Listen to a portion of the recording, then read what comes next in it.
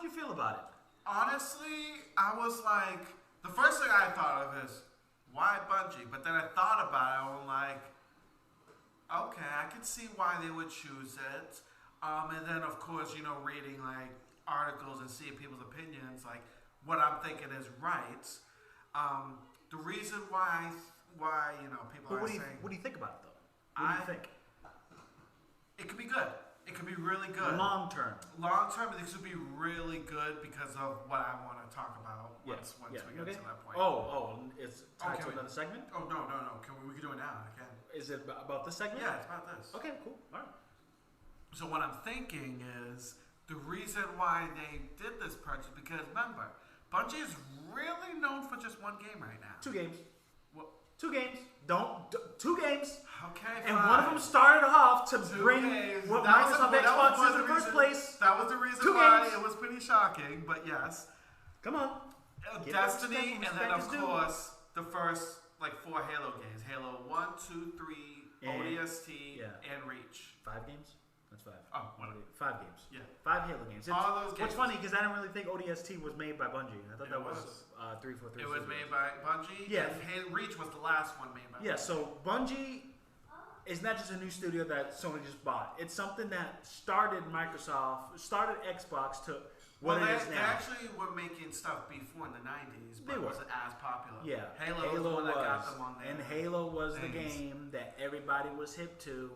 And I'm not gonna lie, when I first seen it, I was like, that's kind of stupid. Well, that was the reason why you got an Xbox or played the Xbox. And then when I started to get familiar and then realized what it was Game On. And Bungie made the first original Halo.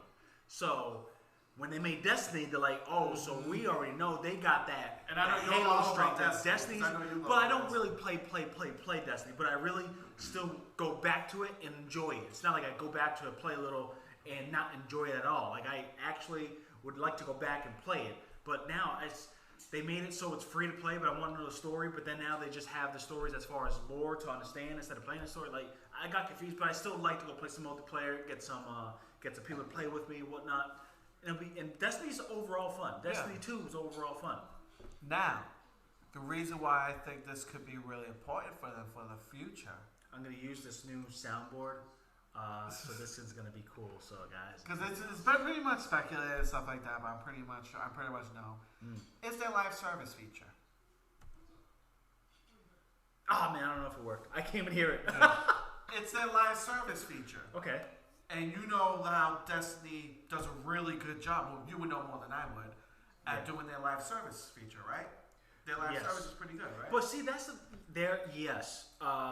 because every week they add something like this dude called Zer. For those that understand Bungie and Destiny, I figured you would explain it more because I don't know. Zer is an every week thing. You have to hunt for him, find him, and he only sells a certain amount of things for like 12 or 16 hours. You got to find him one night. You can go on Google, find out where he's at, whatever.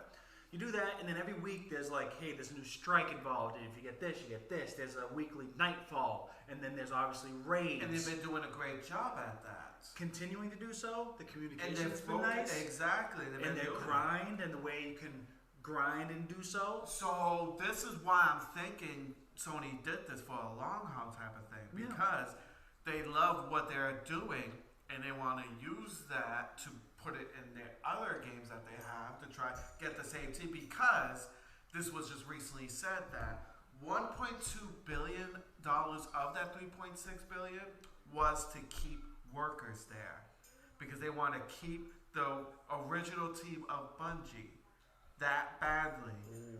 So they wanted to make sure that they stay, so they've set aside the $1.2 billion to make sure that they pay those guys well, that they get paid, because they want to use their talents in order to help them.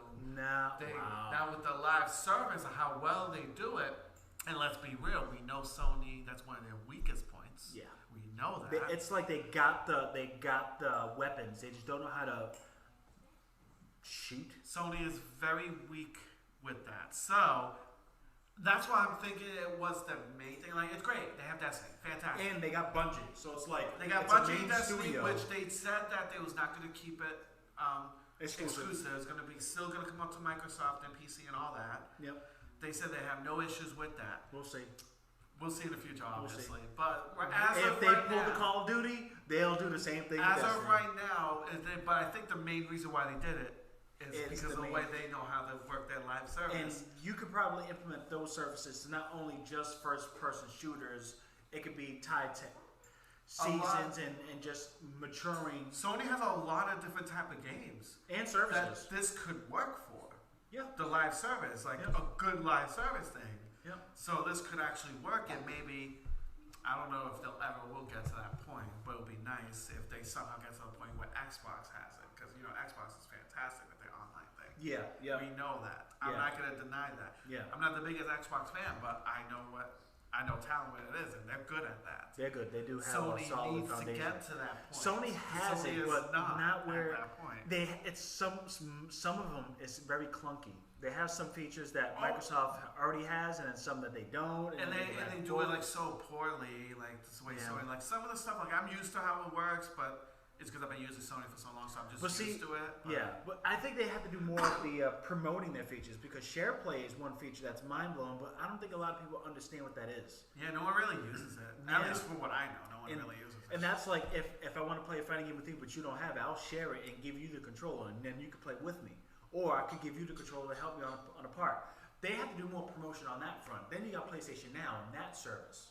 So maybe this Bungie purchase could give them room to make a Game Pass competitor as a live service. Well, that's another thing, which it has been rumored already that PlayStation is working on their own version of Game Pass or whatever it'll be called at that time. Yeah. But obviously it's rumors. Nothing has been official. And so when this news came out, it was one of those things where it's like, I mean, it's a good studio, but compared to Activision, it's a small acquisition compared to all the other acquisitions. I mean, $3.6 billion is not low money. We laughed at Zynga. Still, we laughed at another. It was another company that was bought out, the Take-Two and Zynga, right? Yeah, it was Take-Two and Zynga. Yeah, so we're like, oh, okay. And then when Microsoft Activision, like, oh, what? And now this, you're like, no, but now, do you want to start speculating? And what's the next topic about the gear we're on? Like, where are you going with? Who do you think? Because they said, the CEO said, this is not their last purchase. Yeah. They said that. So. Which brings me to their last, So, I'm thinking, like, what are some